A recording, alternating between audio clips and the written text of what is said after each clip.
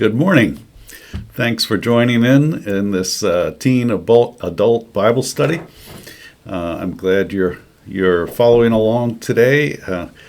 This morning, the lesson is for September 27, and I've asked you in the lesson to read the first chapter of Genesis, even if you read it last week, to review it, read it again, and to view two short videos from the Bible Project, one about the first part of Genesis, the first 11 chapters, and one about literary styles in the Bible. And I want to talk a little bit right now about that first book of Genesis, about the first creation story. And I say first creation story because there actually are two. There are two creation stories, which will shortly be more clear to you, because for next week I'm going to ask you to read the second one, which begins in Genesis chapter 2, verse 4. So this first creation story goes through the first chapter of Genesis and then up to verse 3 in chapter 2. It may not make sense at first blush to end the first story at chapter 2, verse 3, but it's important to note that they did not have chapters or verses in the original manuscripts. When they were writing in Hebrew, they didn't have chapters, they didn't have verses, they didn't have page numbers, they didn't have paragraphs or even periods, commas, or any other punctuation. They just ran along word to word to word to word to word to word as they wrote. And they hadn't developed patterns yet for punctuation and paragraphing and so forth, much less chapters and verses. So we've put those in later on. Those are modern developments, and they help us find our way around in the Bible and reference different parts of it, but they're not part of the original. And so scholars had to debate with each other and decide, where should we end the first chapter, and where should we say the second chapter begins, and how should we divide up into verse designations and so forth. And so when they first translated the Bible, the first couple of centuries of putting the Bible into that modern style with verses and chapters and so forth, they indicated chapter 2, where they thought sort of was a good place to end the first chapter and start the second one. But in later generations, scholars have said, but wait, look, really, the first creation story ends at chapter 2, verse 3. And you'll see that as you read through that. It all makes sense reading through chapter 2, verse 3. And then when you begin on verse 4, it begins a retelling of the creation in a different form, which we'll talk about next week. So anyway, the one video that I asked you to look at talked about literary styles in the Bible, narrative, poetry, and prose discourse being the three primary styles that are used in the Bible, narrative being story, the telling of stories, and they emphasized how stories are important for us as human beings, and they're the way we think and learn and so forth, and most of the Bible is narrative stories.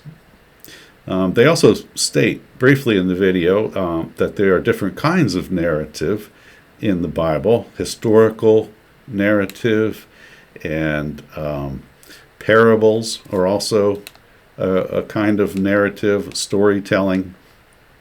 And there are also theological narrative stories in the Bible, what's called theological narrative. And these are stories that are not meant to be retelling Israel's history, and they're not meant to be made-up stories to teach a lesson or make a point. Rather, they're stories that teach us about God, that tell us who God is, what God's relationship is to human beings and to the world. In the case of Genesis, which is in this category of theological story, is telling us how the world came to be and what the place of human beings are in the world. It's clearly not historical because no one was there recounting that history, and it's not a telling of the Israelite people. It's a telling of the origins of the human race, which is a different thing from historical narrative. Some would call it perhaps myth, but not myth in the sense of being not true, rather myth in the sense of being a story about things that are outside of ordinary natural world, things that are in the realm of God, in the realm of the divine, and heavens and hell and so forth, and all of those sorts of things outside of the natural world, angels and so forth, can be categorized in the realm of myth, but again, not myth as in not true, but myth as in stories about what's outside the natural world and how what's outside the natural world interacts with our natural world and is important to us and to our understandings. So these stories in Genesis is primarily stories. Throughout the whole book of Genesis is stories and different kinds of stories. Some are historical narrative, and sometimes there are parables. There are parables in the Old Testament as well as the New Testament. Again, parables being a kind of narrative, a story that is meant to teach a lesson, and are generally intentionally fictional. They're made-up stories to teach a lesson. And then these theological stories that tell us about God.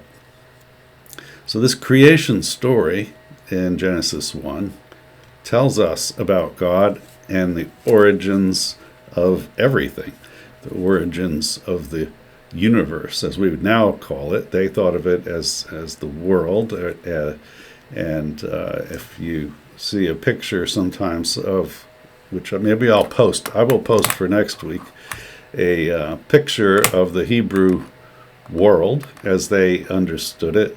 They thought in terms of a flat earth, a dome of heaven, and within the dome of heaven are stars and sun and moon, and above the dome of heaven is water, and sometimes the water comes through the dome of heaven and rains down upon the earth, and underneath the earth is water, and sometimes that bubbles up through the earth, as we know.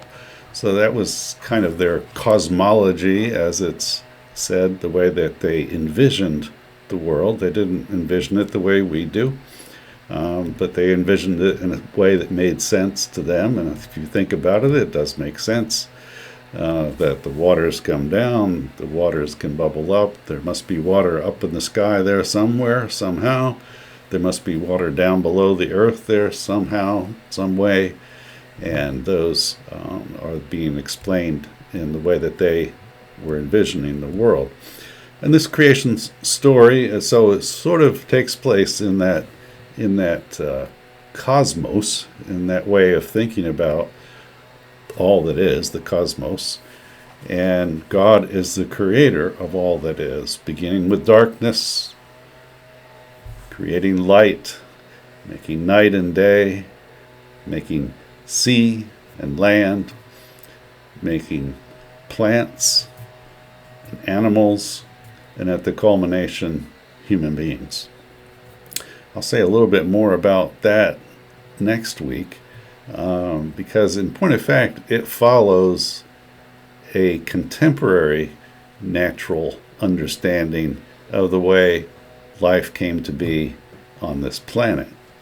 When scientists talk about origins of life through processes of evolution, they talk about the same order of things coming into being and developing as is followed in that first creation story in Genesis, which I find interesting. As I said, I'll talk more about that next week, because there are some Christians who, there are different ways of interpreting the meanings, of course, of every scripture. There's different ways of interpreting and understanding the relationship of the Bible to science in that sense. And we have it right at the beginning of our Bible, the creation story of the Bible, and the creation story, if you will, which it is, a creation story of contemporary science. And as I say, if you look at it carefully, in a way, they follow the same pattern, the same orders of creation is one way of talking about it, which the second creation story does not do, interestingly. It has a different order, which we'll talk about next week. So I'm trying to keep these videos relatively short and hopefully a little bit interesting. And do me a favor and do shoot me an email and let me know if you're watching this and if you have any thoughts about how we can do this better, or if you have questions, that would be helpful for me to be able to address actual questions that you might have. And I do hope that at some point we can create dialogue in some fashion, and I'm working on that. I hope that you have a great day, and may God bless us all. And there's a second video that I'm asking you to watch this week where I talk about different versions of the Bible and selecting a version and the way the different versions vary from each other, which some of you may find interesting. And one of the things, the beauty of online classes and online learning is if you don't find it interesting, you can go and do something else while the video runs and you pretend that you're watching it. In any case, I hope that you will get something out of this and benefit from reading and studying the Bible together. Bye for now.